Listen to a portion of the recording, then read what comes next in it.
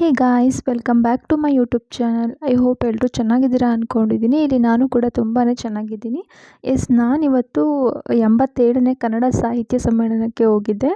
ಈ ಸಮ್ಮೇಳನ ಬಂದು ಮಂಡ್ಯದ ಔಟ್ಸ್ಕರ್ಟ್ಸ್ನಲ್ಲಿ, ಅಂದರೆ ಮಂಡ್ಯ ಡಿಸ್ಟಿಕ್ಕು ಶ್ರೀನಿವಾಸ ನಗರ ಅಂತ ಹೇಳಿ ಅಲ್ಲಿ ಒಂದು ಸಮ್ಮೇಳನ ನಡೆದಿತ್ತು.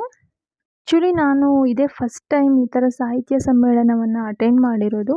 ಈ ಸಮ್ಮೇಳನ ಅಟೆಂಡ್ ಮಾಡಬೇಕು ಅಂತಲೇ ನಾನು ಮಾರ್ನಿಂಗ್ ಮನೆ 4 o'clockಗೆ ಬಿಟ್ಟು ಬಸ್ ಸ್ಟಾಪಿಗೆ ಹೋಗಿ ಅಲ್ಲಿ ಬಸ್ ಕ್ಯಾಚ್ ಮಾಡಿಕೊಂಡು ನಾನು ಮಂಡ್ಯಗೆ ತಲುಪಿದ್ದೆ. ಅರೌಂಡ್ 9:45 ಆಗಿತ್ತು. ಮಂಡ್ಯ ಬಸ್ ಸ್ಟಾಪಿಂದ ನನ್ನ ಸಾಹಿತ್ಯ ಸಮ್ಮೇಳನ ಇರೋವಂತಹ ಪ್ಲೇಸ್ಗೆ ಹೋಗೋದಕ್ಕೆ ಒಂದು 10 to 15 ಮಿನಿಟ್ಸ್ ಆಯಿತು. ಬಸ್ಸಲ್ಲಿ ಫ್ರೀ ಬಸ್ ಇತ್ತು, ಬಸ್ಸಲ್ಲಿ ಹೋದೆ.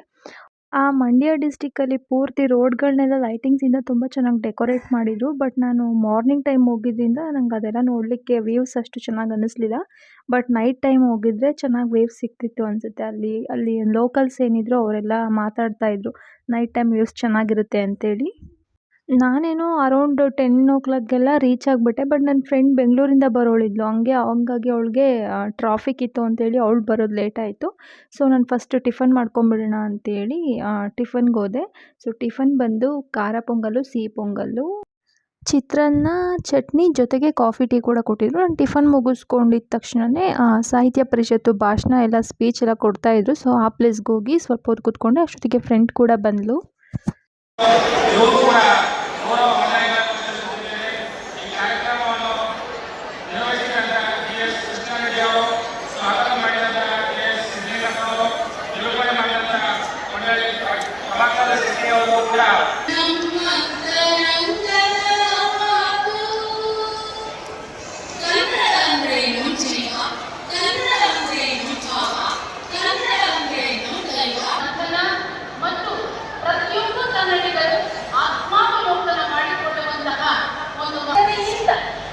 ನಗೆಗಿರಲಿ ಮೊಗದಲ್ಲಿ, ಮಾತುಕತೆಯಲ್ಲಿ ಮಮತೆಯಿಂದ ಉಪಚಾರ, ಅವಕಾಶವೆಂದರಿಯೋ ಅತಿಥಿ ದೇವ.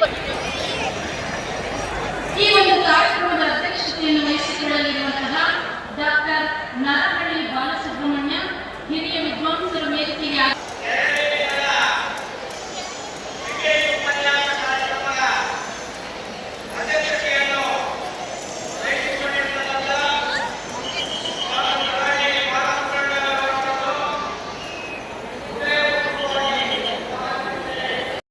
ನಾವೊಂದು 5 ಮಿನಿಟ್ಸ್ ಅಷ್ಟೇ ಭಾಷಣ ಕೇಳಿದ್ವಿ. ಅದಾದಮೇಲೆ ಅಲ್ಲಿಂದ ಆಚೆ ಎದ್ದು ಬಂದುಬಿಟ್ವಿ. ತುಂಬಾ ಕ್ರೌಡ್ ಇತ್ತು.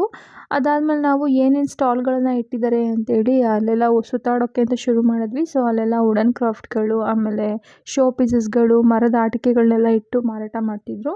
ಅದಾದಮೇಲೆ ನಾವು ವಾಣಿಜ್ಯ ಮಳಿಗೆಗೆ ಹೋಗಿದ್ವಿ. ನಂಗೆ ಅದು ವೀಡಿಯೋ ಮಾಡೋಕ್ಕಾಗಿಲ್ಲ, ಯಾಕಂದರೆ ತುಂಬಾ ಕ್ರೌಡ್ ಇತ್ತು. ಹಂಗಾಗಿ ಅದೊಂದು ವೀಡಿಯೋ ಮಾಡಲಿಲ್ಲ ನಾನು. ಅಂತೂ ಸುತ್ತಾಡಿ ಕೊನೆಗೆ ಊಟಕ್ಕೆ ಅಂತ ಹೇಳಿ ಹೋಗಿದ್ವಿ. ಊಟಕ್ಕೆ ಒಂದು ಲಡ್ಡು, ರೈಸು, ಸಾಂಬಾರು, ಆಮೇಲೆ ಮಸಾಲೆ ರೋಟಿ ಜೊತೆಗೆ ದಾಲು, ಹಪ್ಳ ಕೊಟ್ಟಿದ್ರು. ಊಟ ಕೂಡ ಸಿಂಪಲ್ಲಾಗಿತ್ತು, ಬಟ್ ಚೆನ್ನಾಗಿತ್ತು. ಅದಾದಮೇಲೆ ನಾವು ಪುಸ್ತಕ ಮಳಿಗೆಗೆ ಹೋಗಿದ್ವಿ. ಇಲ್ಲಂತೂ ವೆರೈಟಿ ಆಫ್ ಬುಕ್ಸು, ಬೇರೆ ಬೇರೆ ಆಥರ್ಸ್ಗಳು ಬರೆದಿರುವಂತಹ ಬುಕ್ಸ್ ಕೂಡ ಅವೈಲೇಬಲ್ ಇತ್ತು. ನಾನು ಪೂರ್ಣಚಂದ್ರ ತೇಜಸ್ವಿ ಅವರು ಬರೆದಿರುವಂತಹ ಜುಗಾರಿ ಕ್ರಾಸ್ ಒಂದು ಬುಕ್ ತೊಗೊಂಡೆ. ಅದ್ರ ಜೊತೆಗೆ ರೆಹಮತ್ ತರೀಕೆರೆ ಅವ್ರದ್ದು ಕರ್ವಾಲೋ ಬುಕ್ ಒಂದು ತೊಗೊಂಡೆ. ಅದ್ರ ಜೊತೆಗೆ ರವಿ ಬೆಳಗೆರೆ ಅವರು ಬರೆದಿರುವಂತಹ ಹೇಳಿ ಹೋಗೋ ಕಾರಣ ಅದೊಂದು ಬುಕ್ಸ್ ತೊಗೊಂಡ್ವಿ. ಈ 3 ಬುಕ್ಸ್ ಜೊತೆಗೆ ನಾವು ನವೋದಯ ಸಾಲಿ ಅಂತೇಳಿ ಒಂದು ಬುಕ್ಸ್ ತೊಗೊಂಡ್ವಿ. ಆ್ಯಕ್ಚುಲಿ ಇದು ಒಬ್ಬ ಯುವ ಸಾಹಿತಿ ಬರೆದಿರೋವಂತಹ ಬುಕ್ಕು. ಈ ಬುಕ್ನ ಮೌನೇಶ್ ಅನ್ನೋ ಹುಡುಗ ಬರೆದಿರೋದು. ಆತ ಅವನ ಹಾಸ್ಟೆಲ್ ಲೈಫ್ ಹೇಗಿತ್ತು ಅನ್ನೋ ಅದರ ಎಕ್ಸ್ಪೀರಿಯನ್ಸ್ಗಳನ್ನೆಲ್ಲ ಈ ಬುಕ್ಕಲ್ಲಿ ಬರೆದಿದ್ದಾನಂತೆ. ಸೊ ಅವನು ಕೂಡ ಈ ಬುಕ್ನ ಮಾರಾಟ ಮಾಡ್ತಿದ್ದ. ನಮಗೆ ಅವನಿಗೆ ಡಿಸಪಾಯಿಂಟ್ ಮಾಡಬೇಕು ಅಂತ ಅನ್ನಿಸ್ಲಿಲ್ಲ. ಹಾಗಾಗಿ 200 rupees ಕೊಟ್ಟು ಈ ಬುಕ್ಸ್ ತೊಗೊಂಡ್ವಿ. ಆ್ಯಕ್ಚುಲಿ ಈ ಬುಕ್ ಬಂದು ನನ್ನ ಫ್ರೆಂಡ್ ಅವ್ರು ತೊಗೊಂಡಿದ್ದು. ಹೇಳಿ ಹೋಗೋ ಕಾರಣ ರವಿ ಬೆಳಗೆರೆ ಅವರು ಬರೆದಿರುವಂತಹ ಬುಕ್ ಕೂಡ ನನ್ನ ಫ್ರೆಂಡೇ ತೊಗೊಂಡಿದ್ದು, ನಾನು ತೊಗೊಂಡಿದ್ದಲ್ಲ. ನಾನು ನನ್ನ ಆಂಟಿಗೆ ಅಂಥೇಳಿ ಜುಗಾರಿ ಕ್ರಾಸು, ತೇಜಸ್ವಿ ಅವ್ರು ಬರೆದಿರೋ ಜುಗಾರಿ ಕ್ರಾಸು ಜೊತೆಗೆ ರೆಹಮತ್ ತರೀಕೆರೆ ಅವ್ರು ಬರೆದಿರುವಂತಹ ಕರ್ವಾಲೋ ಬುಕ್ ಮಾತ್ರ ನಾನು ತೊಗೊಂಡಿದ್ದು. ಅದ್ರ ಜೊತೆಗೆ ನಾವು ವಾಣಿಜ್ಯ ಮಳಿಗೆಗೆ ಹೋದಾಗ ಮಣ್ಣಲ್ಲಿ ಮಾಡಿರೋವಂತಹ ಬೋಟಿಂಗ್ ಗಣೇಶ ಅಂತೇಳಿ ಅಲ್ಲಿ ಮಾರಾಟ ಮಾಡ್ತಿದ್ರು. ಸೊ ಅದೊಂದು ತೊಗೊಂಡೆ, ಚೆನ್ನಾಗಿದೆ ಅಂತೇಳಿ 250 rupees ಪರ್ ಪೀಸ್ ಇತ್ತು, ತೊಗೊಂಡೆ ಅದೊಂದು. ಅದ್ರ ಜೊತೆಗೆ ಅದಾದಮೇಲೆ ನಾನಲ್ಲಿ ಮ್ಯಾಜಿಕ್ ಲ್ಯಾಂಪ್ ಅಂತೇಳಿ ಮಾರಾಟ ಮಾಡ್ತಿದ್ರು. ಇದು ಕೂಡ ಮಣ್ಣಿಂದ ಮಾಡಿರೋದೆ. ಇದೊಂದು ತೊಗೊಂಡೆ.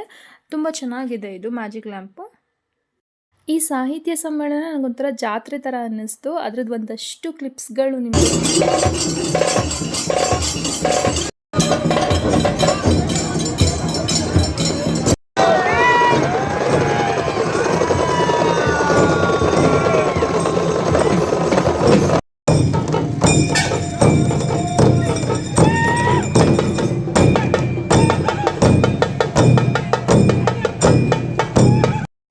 ನಡೆಸ್ಕೊಡ್ಬೇಕು ಅಂತ ಕೇಳಿಕೊಂಡಿದ್ದೀವಿ. ಈಗ ಪುಸ್ತಕದ ಬಿಡುಗಡೆ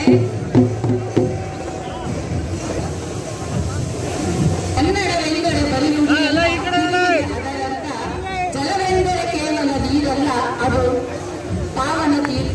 ಐ ಹೋಪ್ ನಿಮಗೆ ಈ ವಿಡಿಯೋ ಇಷ್ಟ ಆಗಿದೆ ಅನ್ಕೋತೀನಿ. ಇದೇ ಥರ ಹೊಸ ವಿಡಿಯೋದೊಂದಿಗೆ ಮತ್ತೆ ನಿಮ್ಮ ಮುಂದೆ ಬರ್ತೀನಿ. ಅಲ್ಲಿವರೆಗೂ take care, bye, have a good day.